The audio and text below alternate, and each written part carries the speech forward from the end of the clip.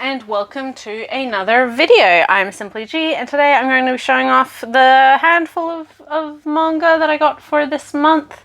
Not a huge amount, although my local comic store does have more books for me.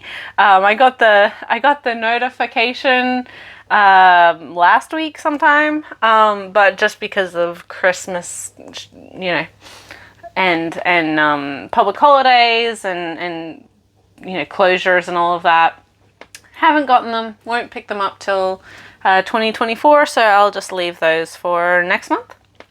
But that's not to say that I didn't get some interesting books this month, quite a few debuts. So rather than spend too long on this intro, I'll get straight into it, and I hope you guys enjoy. Next up is an anthology, single volume. This is a mixture of manga and Western comics, and this is Betwixt, a horror manga anthology. As you can tell, there's a cover by Junji Ito here. This is the front for the Japanese manga side, and then if you flip the book, this is also a cover. This is for the Western or left to right reading comics. For anyone who doesn't know, I think this is just like a book produced by Viz themselves. I don't think it has any major release in Japan or anything, but it does include 3 mangaka, 2 of who I am quite a fan of, that being Ryo Hanada of like Blackguard and Devil's Line fame, and then Shima Shinya, who is the mangaka of Lost Lad London as well as Glitch. Those 2 are mainly why I bought this book, because I do enjoy both of their works. The 3rd mangaka, I'm not really familiar with any of their works, but they had a very solid, you know, short horror chapter in here, and the Western comics creators all had very interesting, well, mostly all had really interesting little horror shorts as well. I think it's a really interesting blend of different styles of horror and like creepy stories. It's certainly one to check out if you haven't, if you're looking for more horror and if you haven't read this yet. Although there is a cover done by Ito, there's also a foreword done by Ito. There is not a chapter done by Ito, which is not a bad thing for me, but I do think that it was very clever marketing by Viz because of how popular Junji Ito is in the West, and presumably their releases of Junji Ito always do very well. So apologies if you got like hoodwinked by the cover, but it does not have any Junji Ito in this particular anthology. That being said, it is still worthwhile reading, and I do think that it's worth checking out if you are a fan of horror. Debut for kind of quote-unquote general manga that I got this month is the first omnibus volume of Innocent or Innocent. This is a 3-in-1 omnibus. This is a series by Shinichi Sakamoto, released by Dark Horse. This is the same mangaka as #DRCL Midnight Children, and in a very similar way, this is very much art focused. It's very I call it very vibes based. It's more about the atmosphere rather than like it verbally explaining the general I guess plot. It's more a series to kind of just sit in and enjoy through the expressive and highly detailed artwork. For those who don't know, this is the story of Charles Henri Sanson, who was the royal executioner prior and during the French Revolution.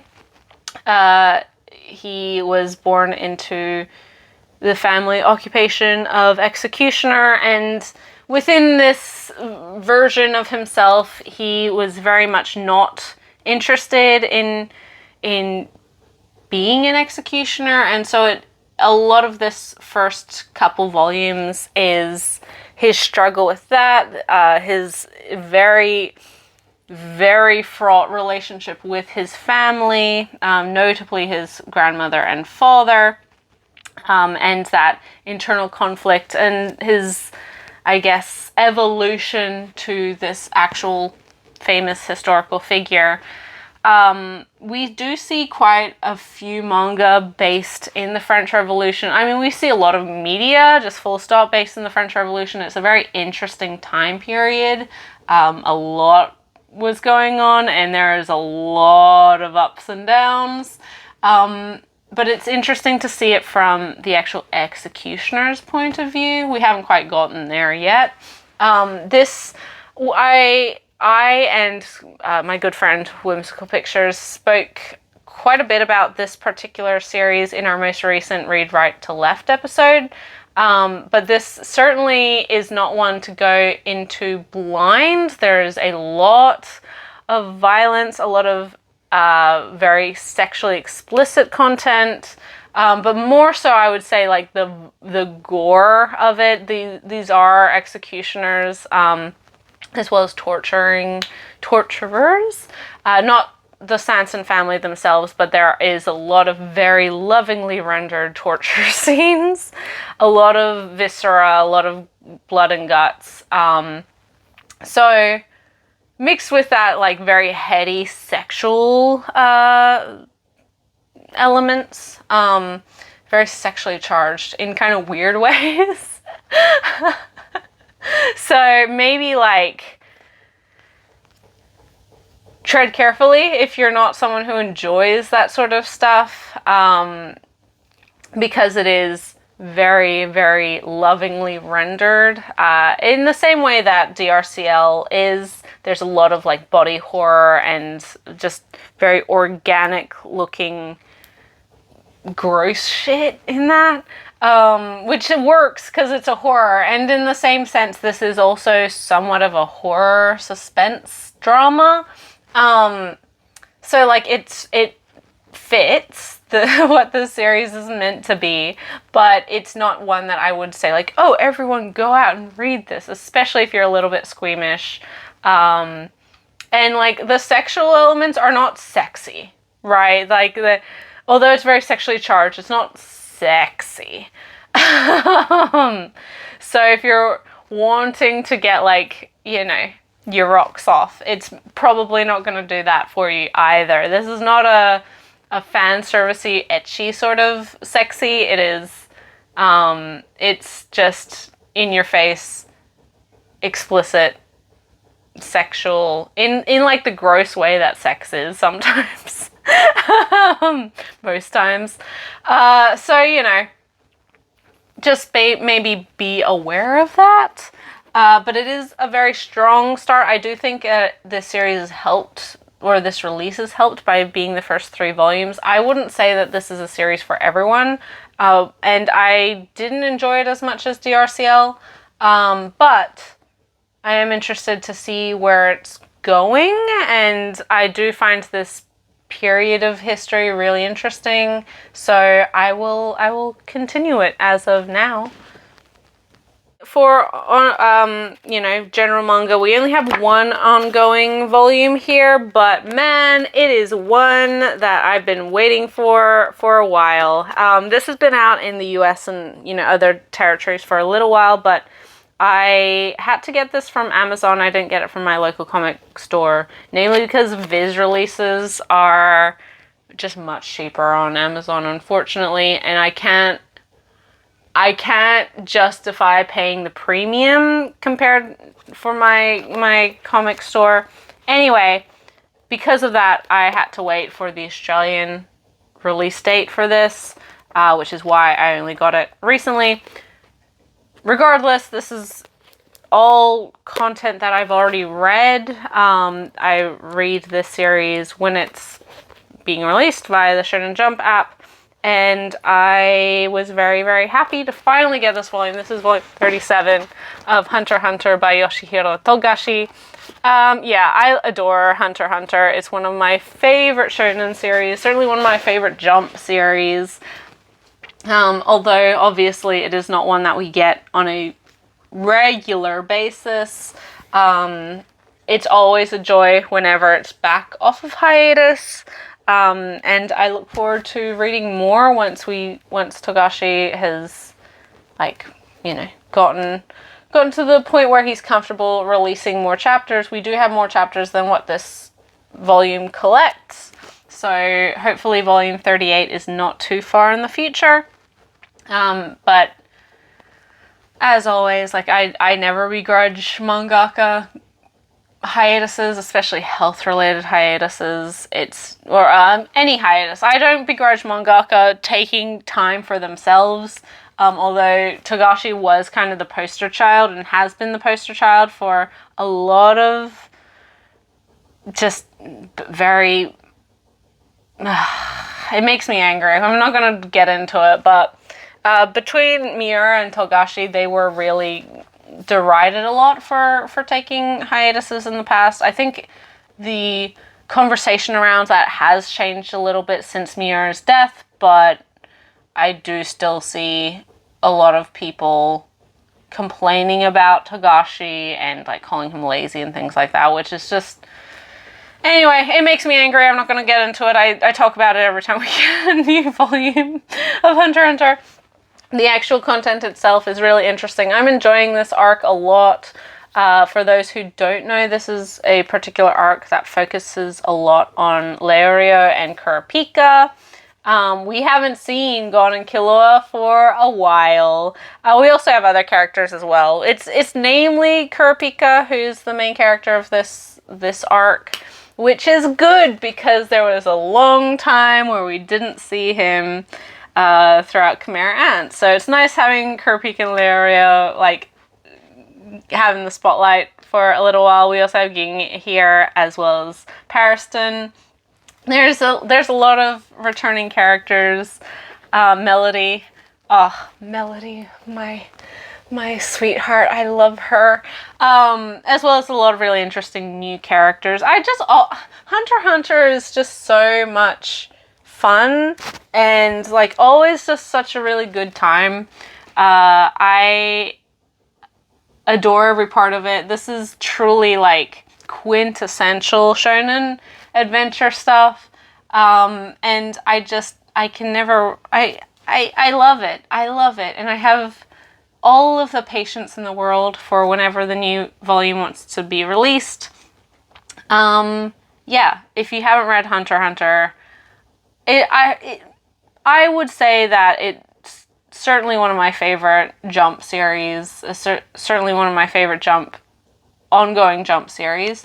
And that's saying, like, I do like a lot of Jump titles, but this one is fairly foundational to me. I adore both anime adaptations.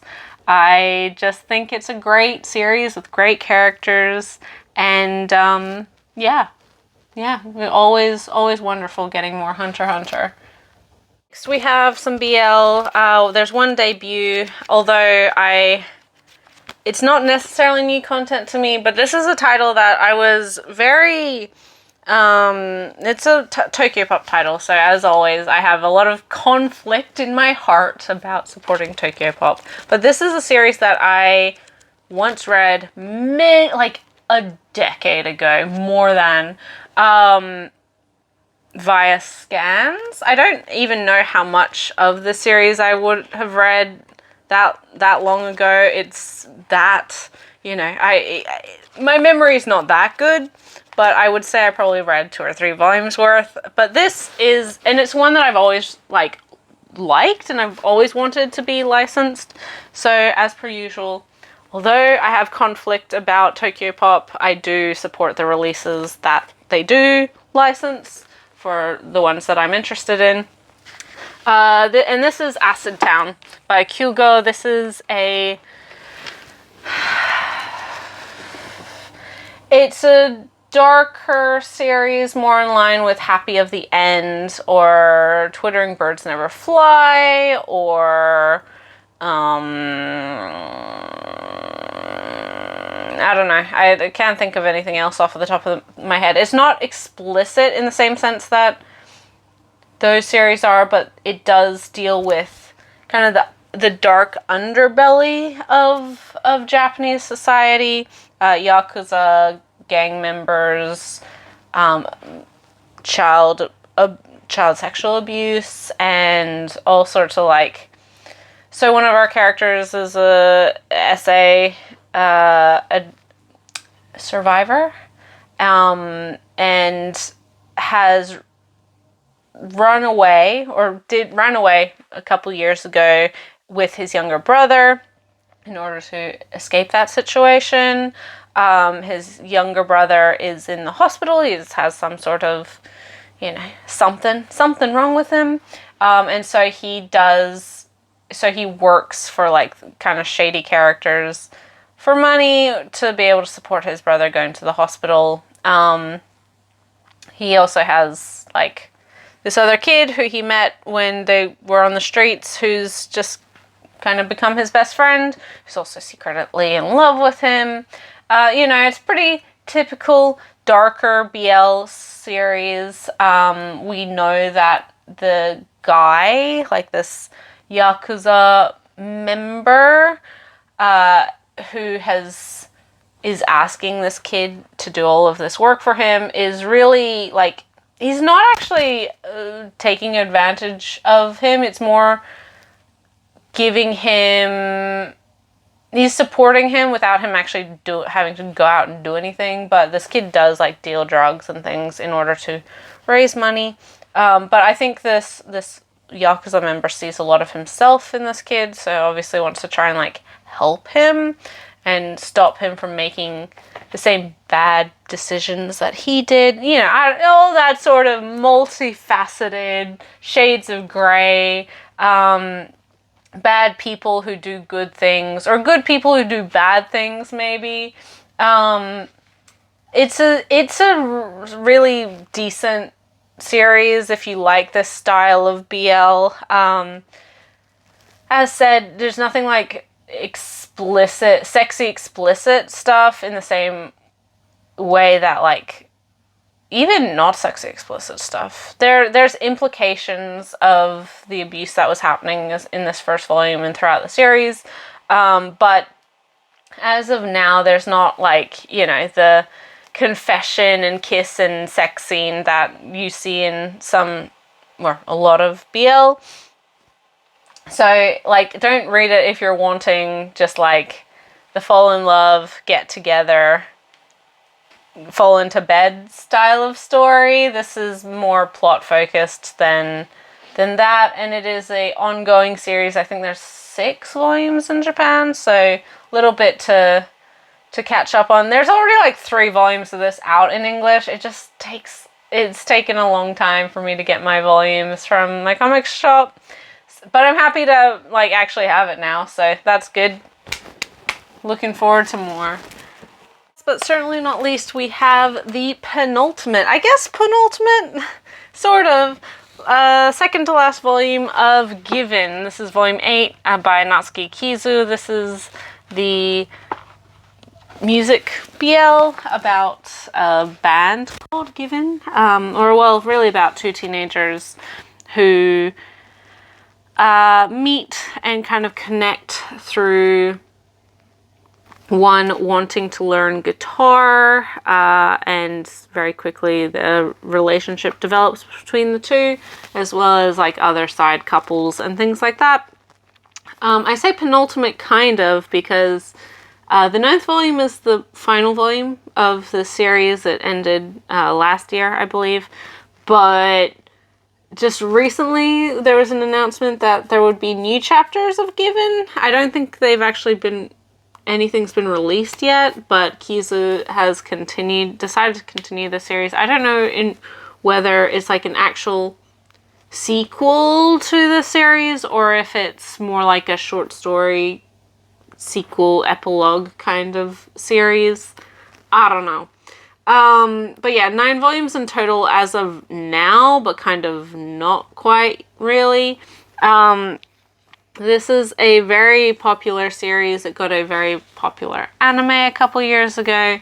It's very, very good. I wouldn't say it's like my favorite ongoing BL. It's kind of due to its length, and I find this with a lot of BL, like it's gotten a little bit preoccupied with some of the side characters for a long time. This particular volume doesn't have that issue, but if you are like one who likes Mafuyu and Uenoyama, that's his name. Jeez, this is a long one. There was a period in the middle that was more focused on the side couple. I don't know. I find that there's a little, like, I don't know how many people, the longer something goes on, the longer, like, or the more possibility it is that people lose interest. I don't dislike the series, but I also, once it's finished, I'm not sure how interested I am in continuing it with the sequel. Maybe it'll be fabulous. I don't know. But it is very, very good. I'm looking forward to getting the final volume and giving it a reread as well. I think that might help with my perception of it a little bit. But yeah, Given, very popular. One that really took